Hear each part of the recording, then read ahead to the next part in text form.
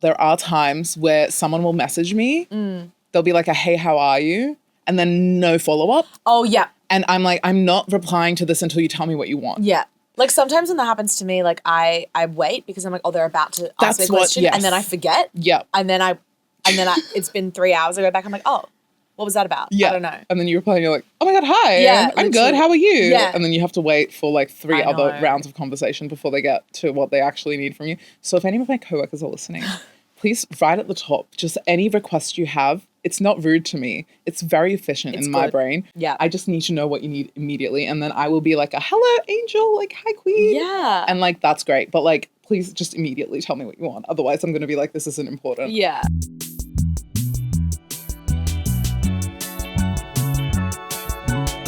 You've clocked into office hours with work besties Sohan and Hameda, helping you survive and thrive between 9 and 5. We believe in work and play, so get ready to crush your career and live your best life. We're here for more workplace dilemmas. My favorite episodes because they could be anything. It could be anything. Could be anything. What I love about this one is that we got a listener submitted dilemma. This absolute bloody Shayla DM'd us on Instagram, which you guys can all do too. DM us on Instagram. You can email us officehours@valmorgan.com.au. We also have a form that's anonymous if you want to submit anonymously. Link in bio on Instagram and TikTok. There's so many ways. We would love to hear your dilemmas. Yes. You need advice. Let's start chatting. Let's go. I want to hear it. Especially, I feel like, this time of year, surely you've got things on your mind. Tell us about it. Yeah. We're ready to hear it. Let's chat about it. We're ready to give you advice. That's what we're here for. Yeah. Which, like, speaking of, let's give our first ever. Let's do it. I have an AI workplace dilemma I would love to get your opinion on. I work in a small startup and the CEO laid off 80% of the team at the end of last year because the company was on the brink of bankruptcy. I helped him choose who to keep and who could be replaced with AI. It was a difficult experience, but we did it to save the company and the jobs of those of us who still worked there. Fast forward 1 year and the company is booming, partly due to AI, but also due to several other factors, mostly decisions that I made. This is the greatest success I've had in my career, but I feel like I can't say anything about it on social media or LinkedIn because 1, I'm still friends with some of the former employees, and 2, I know how it looks to say I saved the company by replacing real employees with AI. What is a tactful way to promote my success on LinkedIn and appear attractive to future employers without hurting any feelings? Oof. First of all, congratulations. That really sounds amazing. And now I'm like, I feel bad praising you because of these poor people who've lost their jobs. But at the end of the day, I mean, you've made certain decisions and implemented certain things that have led to the success. Anyone can bring in like an AI situation and it can still crash and burn if you don't know how to. I feel like now I'm just going on a tangent and I haven't actually addressed anything. Well, that's because we're probably avoiding the situation because it is a tricky one, right? It is. No, but you're so right. Like it does take a strategic mind to be able to figure out what can be replaced by AI and what can't. And how to do it effectively. Exactly. So congratulations for sure. I also think it's awesome that you are so mindful of the people like who you're friends with or just your coworkers that you have had to let go. It's really sad to say, but like this is kind of this is going to happen. Yeah.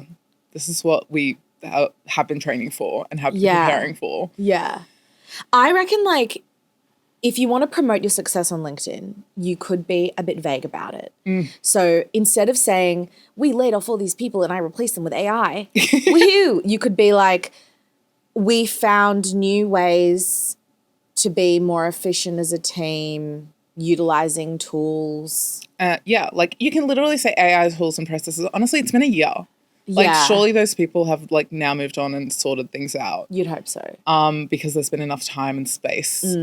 And I also think, like as Sohan said, this is just the way life is going to be now at this point. And like there's no use in trying to like hide that fact rather than yell about it and promote yourself because, you know, we always preach promoting yourself and everyone is using AI. So it is actually quite a big deal that you were so successful in using it.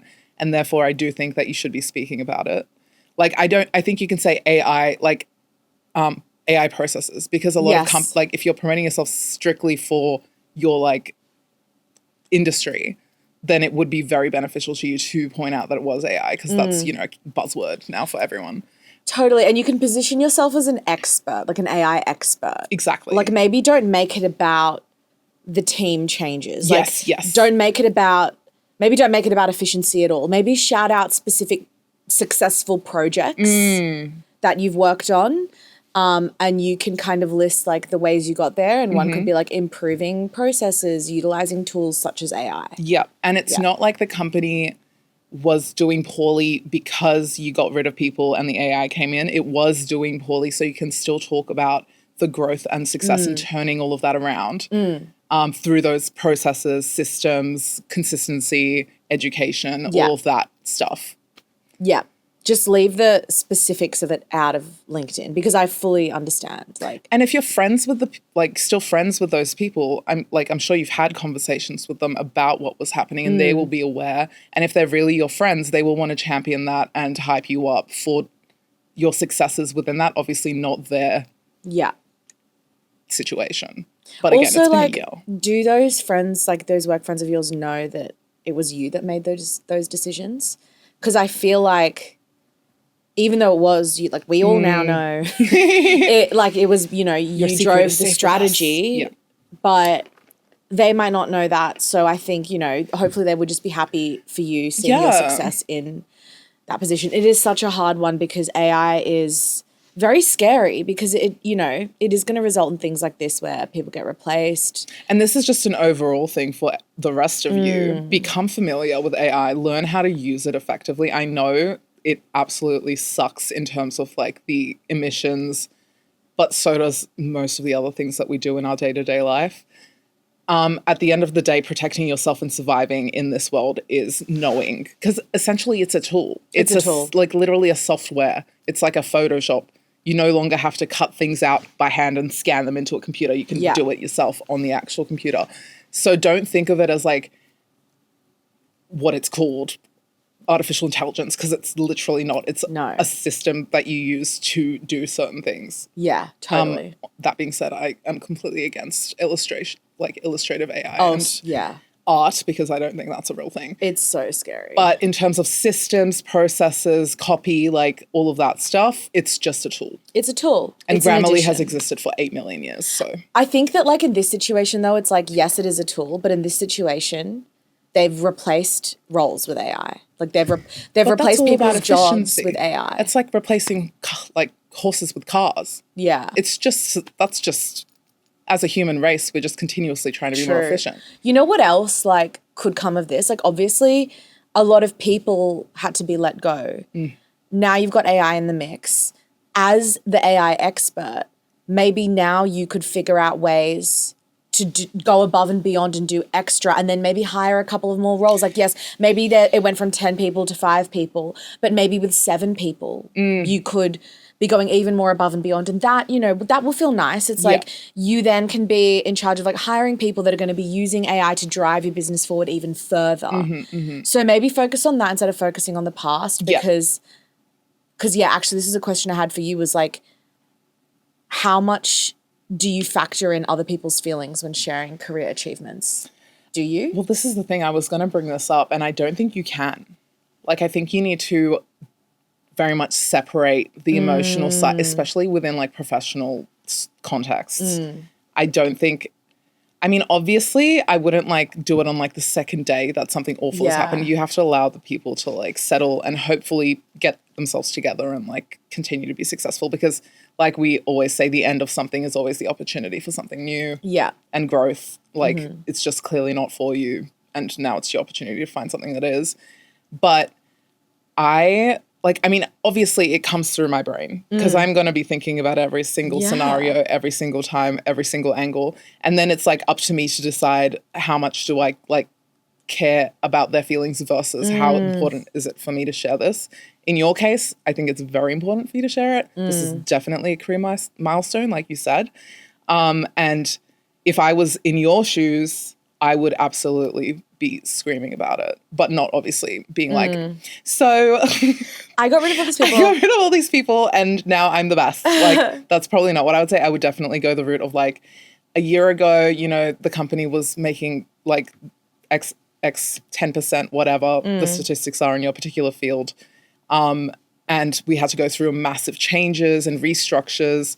1 year on, here are the things that I'm proud of, essentially. Yes. Yeah, I love that. Yeah. You could even ask AI to help you rewrite it without mentioning AI. Oh my God, so true. What about you?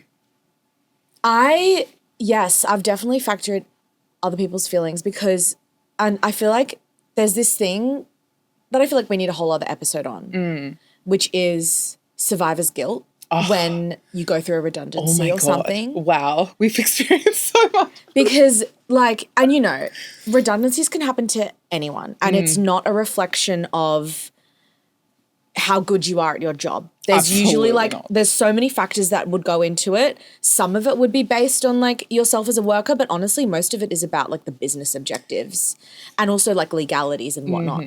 But there have been a few redundancies that we've both gone through together where I was so lucky to keep my job. And then because of the restructures in place, a couple months later, promotions and stuff. And then, obviously you feel really proud and you feel really excited and then it feels like a positive thing. But in the back of your mind, you're like, oh my God, all of my coworkers just got let go. Yep. What is the state of the industry? What are we going to do? Yep. So I've definitely been in that situation. And I think, I don't even know if I've got a proper strategy for this, but what I've done is I've just sat on it for a couple of weeks and just not been really quick to post on LinkedIn. But it's, the respectful thing to do. But you do have to. You can't just not update your LinkedIn. No. You have to. Sometimes I'll be don't share to feed. Oh. When I'm updating because I'm I don't want to be perceived. Oh my God. Well, I updated my LinkedIn today and I was don't share the announcement, but then it went to feed anyway. Oh. And I was wait, I was going to post a photo. Anyway. This is not how I wanted this to happen. That's a whole other thing. But yes, we absolutely should do an episode on survivor's guilt. I think that's really real. But I think also where I have found where I've gone in those times, which has made me feel better, is actually actively staying in touch with those colleagues. If it's hard for them to find roles, if I see anything, I'll send it to them. And even opportunities within, there have been times where I've gotten people to freelance for us, even though they were ex-people who worked here. And that's been amazing because they already know everything. And it's great on both sides. It's they can freelance. So yeah, I think that's a way you could do it is, start looking for new opportunities that you can bring people in for. But it is, this is a hard one. This is a tough one, but I just want you to know that we're very proud of you. That's very cool. Okay, so on that, does the involvement of AI change how we view successes? So I know we kind of talked about this, but would you call something a success if the primary reason for it is AI? Yes. It depends. Yes, because like I said earlier, illustrations, artwork, no. I'm so sorry. That's a weird one, but maybe to help, I asked AI to generate a floor plan of how we would set up a studio with certain lighting and cameras so I could visualize it and figure it out. But that's not art. No, but exactly. It's something that you're using as a tool to make decisions. Totally. Very different. You're not putting that up for sale and being my prints are available. Oh my God, so true. That's the difference. That is a difference, yeah. But I think it's, so I hear it all the time from thought leaders and senior leaders. They'll be how can we use AI more? And it's if you are able to use AI as a tool and use it to help you be more efficient and that frees up your time to do other things, that's a win. And I think the big key in situations like that is if the time you take to do a task gets cut down because of AI, use the extra time to do something else of impact so you're still of value to the company. Because if your boss finds out that you're working for 1 hour a day and AI is doing the rest of the work for you, that's going to raise some flags. But I think if you're oh, these are all these new initiatives I've come up with, all these proactive opportunities, then you're still offering value and actually doing more. And that way it's the success isn't attributed to the fact that you've started to use AI to cut down your actual workload. It's attributed to all the other things that you did by cutting down time because of AI. Yeah, totally. Oh my God, AI is a scary subject, guys. It really is. Should we go to the next one? I think we should. But please, if you've got any dilemmas, please send them in. That was so great. I love talking to you guys directly. I know. And thank you for submitting, because this is a struggle, and I'm glad that you felt like you could come to us for it, like advice on it. So appreciate you. Congratulations. It is amazing. Please do not like subtract your value because you're, worried about your friends. Okay, next one. Am I the problem for ignoring a coworker who refused to use my actual name? We've talked about Amanda. I've worked at my office for 8 years. I'm on good terms with management and most of my coworkers. 5 months ago, a new guy was hired on a 6-month probationary period. The supervisor was going around introducing them to people, and when he got to me, he said, "This is John," and described my job. This is how the conversation went. Coworker: "Hi, Jack." Me: "It's John." Coworker: "What?" Me: "My name's John, not Jack." Coworker: "It's close enough for me." Supervisor: "His name's John, not Jack. Let's move on." Sorry. This is so funny to me. Okay. This continued for a few months, despite reminders from supervisors when he referred to me when I wasn't present, and myself. I finally told him, "You either use my name or I ignore you completely, no matter what the situation is." His response was, "Sure thing, Jackie boy." Since I don't work directly with him, I figured screw it and that I'd ignore him. Recently, he had a 2-day business trip that required car rental. I work late some nights and he came to me and said, "Hey, Jack, I'll be dropping the rental car off at 7 when I get back. See you there for a lift back to the office." They close at 6 and there's a drop box. As promised, I ignored him. 7:15 rolls around on the night he's dropping off and I get a call. I recognize his number, so I ignored it. He called 7 more times, then starts emailing. The first one was along the lines of, "Jack, I'm at Enterprise. Sorry, come pick me up." Emails pour in, addressing me as Jack, Jacko, Jackie, and Jackie boy. The emails also started being laced with profanity and a couple threats. I signed out and went home. It was raining hard. The next morning, I saw that he had sent a few more emails and I printed them off. At 10 a.m., he storms up to my desk and screams, "Where the F-bomb were you? I told you when to pick me up. I had to take a cab. Do you know how much that cost me?" He goes on like that for a bit until his supervisor came and hauled him away and asked to speak to me.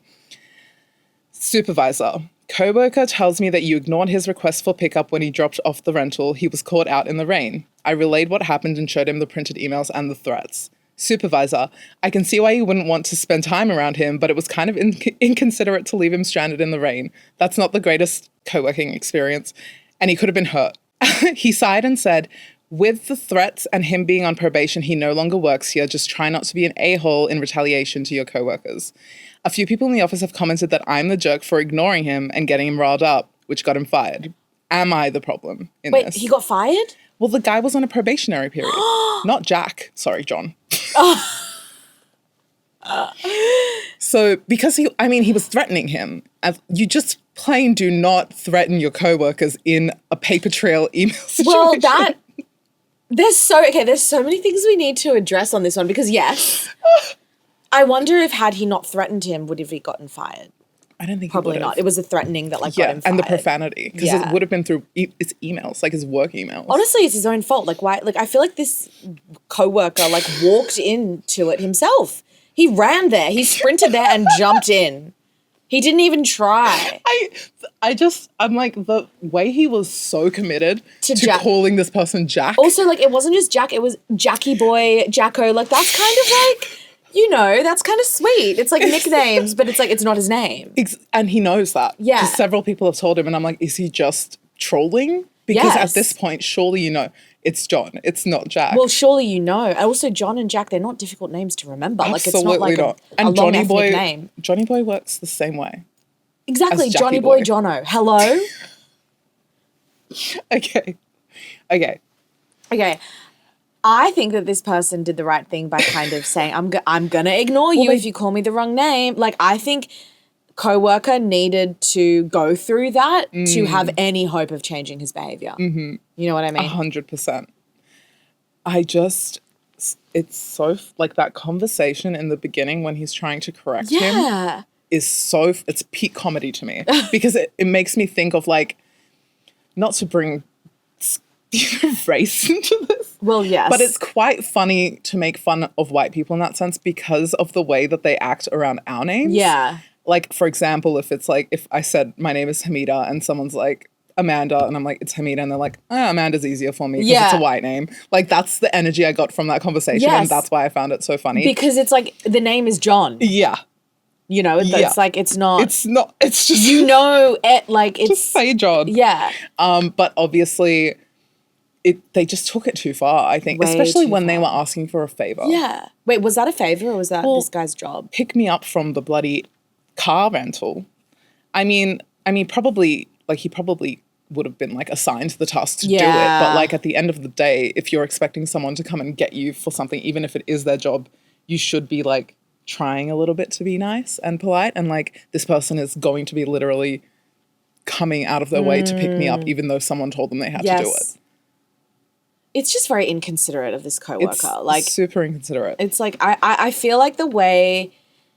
Like, I don't think they were trying to be malicious. I think they thought they were being harmless and it was, like, fun joke rapport that you have. But if someone tells you directly, like, please don't call me that, I'm going to ignore you if you call me that, then you have to – I also don't understand why this coworker when standing in the rain waiting for a car, just didn't be like, John, hello? Yeah, literally. Like, why would you not try that? At the end, just drop the bit. Like, just be like, I'm sorry for calling you Jack. Yeah. Please come and pick me up, John. Which makes me wonder if this coworker even cared to try and remember his real name or even thought it was as serious as it was because otherwise that's self-sabotage at that point. Yeah, 100%. Like you're committing to the bit to the point where you're stuck in the rain and have to pay so much money for a cab. And then get so angry that you start sending like a bunch of emails of threats and profanity.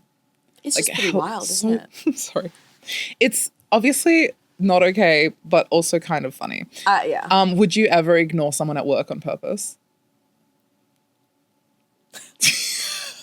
Yeah, but no, I would say ignore is not the right word. But I do kind of understand this approach of like, you've told someone something multiple times, they're not getting it. And this is like if it's important to the work or like your personal working relationship, you kind of have to like let things run their course if you want a change to be made. Yeah. Which is why, I mean, ignoring, I don't know if I would like actually ignore someone, but like I respect this. I respect John's approach. Yeah. In this circumstance, I would too ignore the person and be like, well, you're not saying my name, so obviously you're not talking to me. Yeah. However, there are times where someone will message me. They'll be like, hey, how are you? And then no follow-up. Oh, yeah. And I'm like, I'm not replying to this until you tell me what you want. Yeah. I don't know if that counts as ignoring, but I'm just like, prepare me for like what this conversation is going to be about. I'm not here for small talk. Like 100%. Cute. I love a little chat, but I also don't start my little chats with like how was your weekend? Like that's not the vibe. Like sometimes when that happens to me, like I wait because I'm like, oh, they're about to ask me a question and then I forget. Yeah. And then it's been 3 hours. I go back, I'm like, oh, what was that about? Yeah. I don't know. And then you reply and you're like, oh my God, hi. Yeah, I'm good. How are you? Yeah. And then you have to wait for like 3 other rounds of conversation before they get to what they actually need from you. So if any of my coworkers are listening, please write at the top just any request you have. It's not rude to me. It's very efficient in my brain. Yeah. I just need to know what you need immediately. And then I will be like, hello, angel. Like, hi, queen. Yeah. And like, that's great. But like, please just immediately tell me what you want. Otherwise, I'm going to be like, this isn't important. Yeah. And I've got 8,000 other things on my list. Real. But that's the only circumstance I can think of that I've ignored. Yeah. Am I the problem for giving a very silly, ugly smile in meetings after my boss said I should smile more? I'm the only woman on my team, and recently my boss told me I was coming off harsh with clients and should be more upbeat and smile more. I texted my group chat of co-workers, without the management in it, right away asking if our boss had ever asked them to smile more. It was an immediate round of no's, and a couple of my co-workers asked if he said that to me and pointed out the double standard. Then I asked if any of them had ever been called harsh, and it was again all no's. I told them the boss told me to smile more, and one of my coworkers sent me a picture of a girl pulling a silly face with a weird pinched smile and bug-out eyes as a joke. I thought it was hilarious and decided to replicate it. I started smiling more and more around my boss, but also a bit stupidly. keeping my mouth pinched tensely, gums on display, and purposely pulling my chin back towards my neck so I get a double chin. I used to do this like year 7. I thought it was more like, yeah. Can you not? Sorry, continue. Sorry. We'll talk about it. I never did it in front of actual clients, just my boss and coworkers who were in on the joke. And my boss just kept looking uncomfortable when I did it. He eventually asked me what the face I was pulling was. I said, what face? He said, that one, just a second ago. And my coworker said, what? She was just smiling. What are you getting at her for? My boss said it looked like she was pulling a face. And my other coworker pulled out his phone where he had some pictures from a recent happy hour where I was pulling that face to make my coworkers laugh. Oh my God. And he said, dude, what the hell is wrong with you? That's literally her smile. Look at this picture from last Friday. And all of my coworkers backed him up saying that was just how I smile. Oh my God. At my next one-on-one meeting, my boss said I didn't need to change my demeanor that much based on his comments because honestly it was coming off disingenuous and that would look worse in front of clients. As far as I know, that was the end of that, except for it becoming a running joke at the office that I look like Nigel Thornberry, which is a pretty smashing nickname, honestly. But I feel a little bad that I basically gaslit my boss and my coworkers were in on it instead of being direct with him and just saying that he was coming across a bit sexist. Am I the problem for my fake smile thing? No, I think you're iconic for your fake smile thing. And I love your coworkers. I know, I love that they were all in on it. They were like, what do you mean it's literally her smile? Like, why would you say that? That's hilarious. Wow. So And good. backing her up immediately when she asked them about the smiling thing. Love that. Love that because you don't really expect that from a group of men. I know. So slay to the coworkers. Slay. Slay to you. That is so funny. And it's so harmless. It's harmless because you're not doing it in front of clients. You're just kind of trolling the boss. I feel like... And do you know what? He's probably not going to ask any other woman to smile more because Yeah. now he'll be scared. Yeah. So you did a service Yeah. to everyone else who will come in contact. Oh my God, Oh my God, so... I've got to try to do the smile. I feel it's like... Well, Nigel Thornberry, it's like... What did she say? Let's read it out again. Keeping my mouth pinched tensely, gums on display, and purposely pulling my chin back towards my neck so I'd get a double chin. Oh my God, I do not want this image of me on the I internet. know. Can you imagine if I put as a thumbnail? Honestly, if it's going to get you guys, Oh my look at God. it.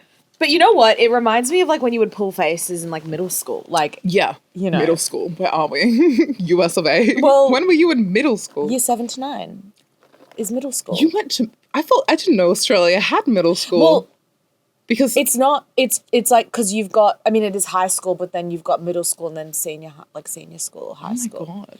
I just call it that because I want to differentiate year 8 from year 11 because they're totally different vibes. They Do you know are what I totally mean? different vibes. Absolutely, That's what I mean agree. by that. Welcome to my own version of Welcome how to yeah. no, but so true. Like Yeah. making silly faces. Yeah. I feel like it's harmless. If you went to it with clients, that would be a whole other thing. But it's just you with your coworkers and you're just trolling your boss who was, literally being sexist. Exactly. He kind of deserves Yeah, it. And I feel yeah. like if you had said it instead of just doing something silly like that, it might have been detrimental Oh, to you rather than It could have backfired. yeah. Like accusing a senior of being sexist, and if, they'd probably get really offended. Yeah. And And basically it's not like they would say anything, but you wouldn't probably not see another opportunity again, unfortunately. yeah. So great approach. Literally Nigel Thornberry. Yeah. That's great. Everyone start pulling that face when someone tells you this. I know, lol, literally smile more. That would be so infuriating. Oh, But I like with microaggressions like this, like, do you think it's better to handle them with humor or be more direct? I think handling them with humor is such an Australian way of like dealing with things, and it's not necessarily always the correct way. I do think that in this circumstance, it didn't feel like that much of a like intense situation where like dealing with it as a joke would be like bad. Obviously, if it was like a very serious situation, like I don't know what else. If they were being creepy or like I don't know, whatever, then maybe it's more serious and you should probably go and speak to someone. Totally. However, in other, like if we're not talking misogyny, in other situations where it's like microaggressions in different contexts, I probably would not use humor. Only probably because I would get actually angry. Yeah, totally. And that doesn't translate to humor. Yeah, no, 100%. I think also, like, this person had their co-workers supporting them, Yeah. backing them up, like, in on the joke. And I think that kind of maybe gave her, like, the backing to feel like she could do something like this. Yeah. Whereas if it was just her on her own, like, that's a whole different thing. Not saying you should gang up on your boss. No. But I think this specific situation, it was harmless. It was like the less intense route so that you, like, the boss maybe hopefully actually learned something. Yeah. And it's like banter. Now you have an in-joke with the office. It's cute. It's cute. Am I the problem for refusing to share my food with this one specific colleague? I, 25 female, work at a media house. The colleague in question is 29 female. Let's call her Amy. A few days back, one of our bosses ordered McDonald's for the whole office. Since most of our colleagues are vegetarians, there were relatively less non-veg options. Amy decided to take all the chicken nuggets, they were 3 sets of 9 pieces each, and eat them at her desk. I think she also put a few in her bag. While I was passing by, I asked her if I could take one. She refused point blank, legitimately screaming out, no, and took the pack away. She did the same with a bunch of other colleagues who asked. Then we realized she'd taken all of them because there were none left. It was infuriating to see a grown woman behave this way. Earlier today, I decided to order from this nearby Chinese place. There were fewer of us in the office that day, so I asked everyone except Amy if they wanted anything. We all contributed and ended up ordering a big lunch for ourselves. Food comes, we sit around the table to eat. Amy notices and comes around making small talk. As soon as she reaches for a plate and tries to serve herself, I tell her she can't have any food as we all ordered it for ourselves. Amy looked at me in disbelief. I shrugged. Amy slammed the plate back on the table and stormed off. She ate alone later and didn't say much to anyone the whole day. My colleagues are split about this. Half of them say she had it coming. The other half claim that I was a little too harsh to exclude and embarrass her. Am I the problem? And then there's an update. Everyone bringing up food insecurity or hoarder behavior. Amy makes pretty good money, more than most at the company, and her parents are quite well off. They still pay her rent. I genuinely feel her attitude stems from the constant need of getting her own way. I might be reaching, but so are all of you who are hell-bent on painting Amy as a victim. Okay, great. Love the context. Love the context, because I was about to bring that up. But I also feel like there's more to the story than this one specific situation. Like, taking the chicken nuggets? Yeah. Like, it feels like they don't like Amy's attitude. Maybe there's resentfulness because she is earning more money than everyone and her parents pay her rent. Because honestly, if there was Macca's in the office and like someone took all the chicken nuggets and I was like, can I have one? And they were like, no. I'd be like, why are you hogging all the nuggets? Like, can I have one, please? Just give me a nugget. Literally, like, I would just do it then and there. And the only reason why I probably wouldn't feel comfortable to do that is if there was like underlying tension. Do you know what I mean? Yep, 100%. Because can you imagine? You used to provide free food for the BuzzFeed office all the time. Yes. The thing is, I can't imagine someone taking all of one thing. Like, it's so inconsiderate. Okay, let's actually think about it. Because honestly, when it comes to like Macca's nuggets, like yum, like we'll eat 25. But like, anyway, continue. Maybe not actually 25, but like, just think about this. Okay, you order Macca's. There's like nuggets, cheeseburgers, chips. What else do they have?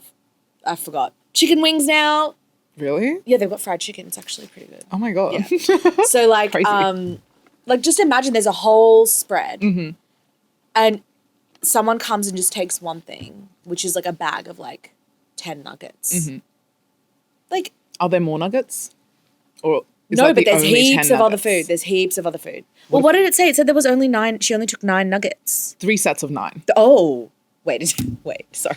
And that's the stuff those are the ones they could see because they're suspecting that she also stashed some in her bag. And I'm assuming they mean like the boxes. It is a bit wild behavior, but like I'm trying to actually contextualize it. And I'm like, if there's a big spread of Macca's and then like there's a bag of nuggets. But like also think about, nuggets. So in this office, there's more vegetarians than there are people who eat meat. Imagine it was flipped where there was more people who ate meat and less vegetarians and someone took everything that was vegetarian. Yeah, that's not on. Like, I just feel like as someone who was ordering lunches in a buffet style, and I think, oh my God, I can't count the amount of times that I would have done that. But I would police the food. Yeah. If like I would be standing over it to make sure people weren't taking more than like their share, because I wanted to make sure other people got true. their, like, they also could have it. Unless, of course, the person was busy that hour, then I'm not going to be like, don't take it. It's like, sorry, if you're not there for lunch, then you just get whatever's left. But in terms of like whoever's first in line, I'm not going to let them take all the falafels. You know what I mean? You know what? You're so right. Because if there's like not many non-veg options and then it's only the nuggets and then she takes all of them. Like that's how, I mean, I really, oh God, I hate doing math. I think it's, is it 27? 15. 27 nuggets, 3 sets of 9. Because 3 sets of 10 would be 30 and then you minus one of each 9. I love that that's how you count. I'm like 5, 5, 5. But like that's a lot of nuggets for one person, and also for them to say no when other people ask for it. It feels like it's so weird. That's so strange. That's why I would just address it in the moment. Yeah. I'd be like, girl, I just want 3. Just give me a nugget. Yeah. I don't care enough about chicken nuggets to put up a fight if someone didn't want to give me one. Like, honestly, I would just go and buy myself some more. I would, yeah, and I understand what you're saying in terms of like if there's other food, like, because personally I would just go and get whatever's, and also I'm like, I'll eat the vegetarian options. Yeah. I don't mind a vegetarian option. Like, I'm not going to be like, but it doesn't have meat in it. Like, it's like first come, first serve when it's like food in the office, you know? Like, you kind of go up. Yeah, but I would then be a little bit iffy about Amy. I don't know if I would plan a whole situation where I'm leaving them out of a food order, like on purpose, but I would be like not engaging with that person because I'd be like, you're weird and inconsiderate. 100%. I agree. I think that like this whole orchestration of like, I'm going to purposefully exclude Amy from the lunch order. Mm-hmm. Look, I understand where you're coming from because yikes, but you know, it can come across like you're literally excluding her from a coworker group activity. I feel like what I would have done is been like, okay, we're ordering Chinese. We got to make sure everyone gets some now. Like, so what do you want? And like, we've got to share. Like, I'd make a point about sharing. Yeah. I just had a thought of being like, Amy, if you want, we can get you chicken nuggets. See, lol. But don't do that. Because I was going to also say like, it's like, so it's like changing the situation from one person being inconsiderate and not understanding social cues to workplace bullying, which is something that HR can be pulled into. Yes. Versus like you being like, she took all the chicken nuggets that I didn't pay for. It was paid for by the boss. Yes. That's not a case for anything. So that's true. Just like she loves chicken nuggets. And that's what you guys have to be mindful of. Like, I feel like a lot of workplace conflict can be summarized by that. It's like you're feeling a vibe of someone maybe because they are a bit entitled or they don't understand social cues or they're not like, you know, being fair. But then if you react in a way that could be classified as bullying, it's then on you. Yeah. So you always have to protect yourself in situations like that because that could end badly for you if she decides to go to HR, you know? Because she could easily frame it as you leaving her out. Yeah. So just always have that in the back of your mind. Like, that's something I think we've learned like throughout all of our time working. Don't react in a way that makes you the worst person. Yeah. You just have to, and it's not about fairness not happening in the workplace. It's about being selfish and protecting yourself, really. Yeah. And then it's just like you've learned something about that person. So then just like control yourself, don't like, Am I the problem for calling out my boss for stealing credit for my project in front of the executives? I, 32 female, have been working at my company for almost 4 years now. I've always been quiet, dependable, and the type to keep my head down and let my work speak for itself. But apparently that just makes you a target for power-hungry bosses. My boss, 45 male, has always had a habit of taking credit for other people's work, but this time he went too far. For the last 3 months, I'd been leading a huge project, one that could actually get me noticed by upper management. I handled everything, the client outreach, the data analysis, the proposal drafts, all of it. My boss barely showed up for the meetings, but kept asking me for updates, which I later realized was him collecting talking points to present as his own work. Fast forward to last week, we had a big executive presentation. I'd spent days preparing the slides and speech, ready to finally get my moment. Then, right before the meeting, my boss pulled me aside and said, "Let me take this one. It'll sound more credible coming from management. You'll get your recognition later." I should have known what that meant. He got up there and delivered my entire presentation word for word. My phrasing, my visuals, my data, everything. And when the execs started praising him for his insightful strategy, he didn't correct them, not once. I sat there fuming while they congratulated him on his excellent work. So after the meeting, when one of the executives casually asked me to send over his data sheet, I said, sure, I'll send over the one I spent 3 months building. I'm glad the project made a good impression. The room went silent. My boss's face went pale. The execs looked confused, and one of them even said, wait, this was your work? I didn't back down. I said, yes. I've been leading this project from start to finish. My boss tried to play it off like it was a team effort, but the execs didn't look convinced. Later, he pulled me aside and accused me of humiliating him in front of upper management and undermining the chain of command. He said I've jeopardized our department's reputation and told me to be more professional next time. Since then, things have been tense. HR hasn't said anything yet, but a few coworkers have privately told me they were glad I finally said something. Apparently, he's done this to others before. My family thinks I should have just stayed quiet and used the project as a reference for my resume later.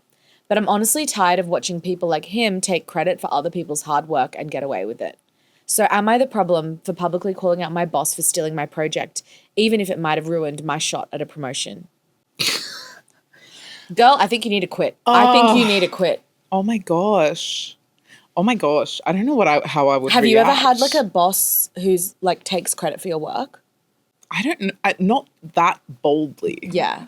Not to that extent, to like literally word for word take something of mine or like publish something with them, like their name on the byline. Yeah. Like that feels like what that would be. Yeah. This is, I literally have no idea how I would react if I was sitting in like a presentation and someone started doing my presentation word for word. I know. I think I would be like paralyzed, like frozen. Just yeah. It's 'cause, really like, hard. the whole jeopardize the reputation, is that what he said? Yeah, jeopardize the department's reputation. Sorry, it's only his own reputation that's been tanked, not the department. Exactly. Yeah. That's a bit of projecting there. Yeah, but at the same time, I don't know that I understand the feeling of like I'm going to just say something when someone asks me for this. It almost feels like it was like not even planned on the OP's part. They just like said it. Like, well, like, you know, I worked on it, so yeah, sure. Yeah. If I heard someone say that in a meeting, I don't know that would reflect positively on either person. Like, I'd be like, boss is a weirdo. You could have handled this differently. 100%. Because that is your boss. 100%. It's like that line of professionalism, but also this boss sounds really toxic.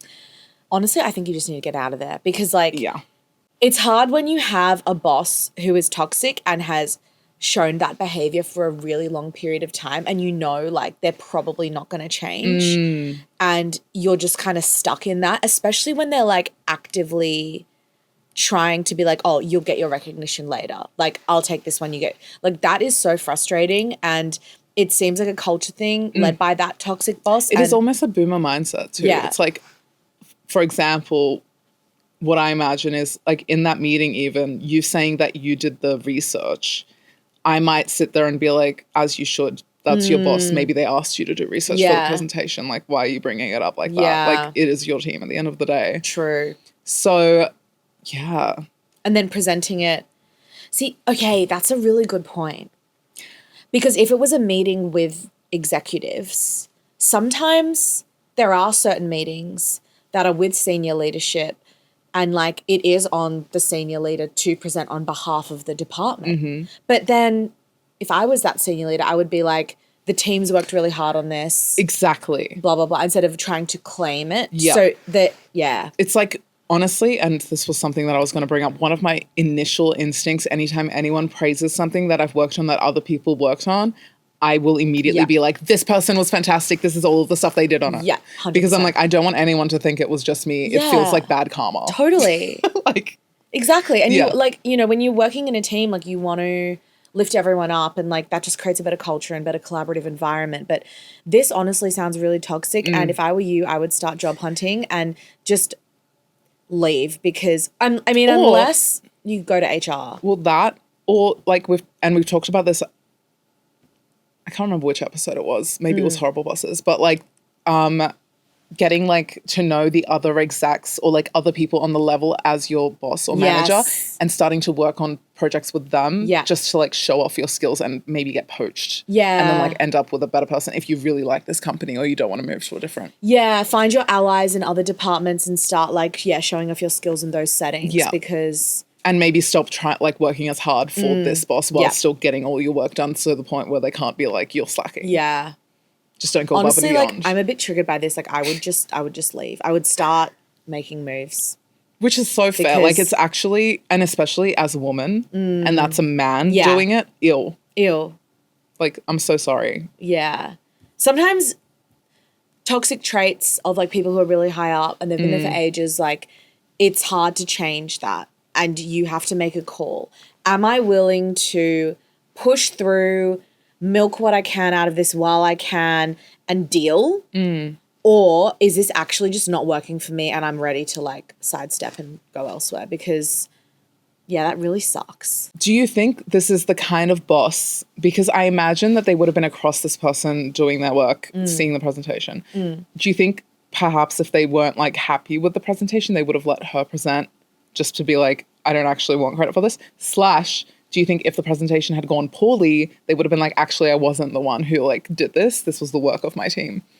Because in that case, that's a whole other Easter egg. That is wild. I honestly don't know. And I'm a little bit, I don't know exactly what's happening here. Because from this person's perspective, it's very clear. Boss is toxic, took credit for your work, is clearly like not handling it well by saying like you've jeopardized like the department's reputation.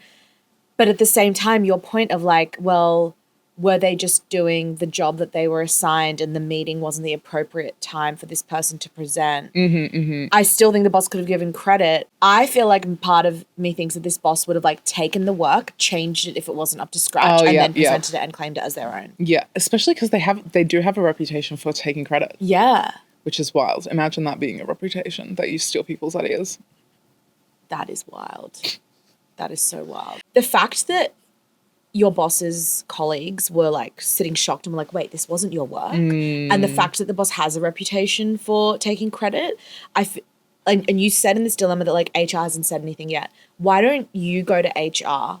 They might move you to a different team. Yeah, you never know. They'll be like aware of the situation. And I think going in it with a caveat of this is what happened. Unfortunately, I did feel the need to speak up. And I don't know that came across appropriately. So I'd like to sort this out with you. Definitely own that part of it because understand why you did that. But you didn't say anything wrong or incorrect. It was just the context and the way that you did it, which is human nature, and a good HR person would understand that and respect that you brought it up. Totally. Yeah. Yeah.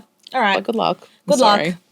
Good luck, and I'm sorry. Yeah. Well, I think that's all we have time for this week. So we will see you in the next one. Please submit your stories. Yes. Bye! Office Hours with Sohan and Hameda is a Val Morgan Digital production and part of the BuzzFeed Australia network. Have a question or topic you want us to cover or a workplace dilemma you want us to unpack? Send us a DM on Instagram at officehoursbf or drop us an email on officehours@valmorgan.com.au. For more, follow us on Instagram and TikTok at officehoursbf.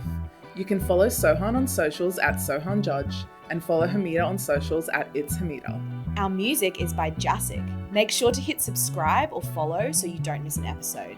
And if you like what you hear, please rate us 5 stars and tell your friends to clock in.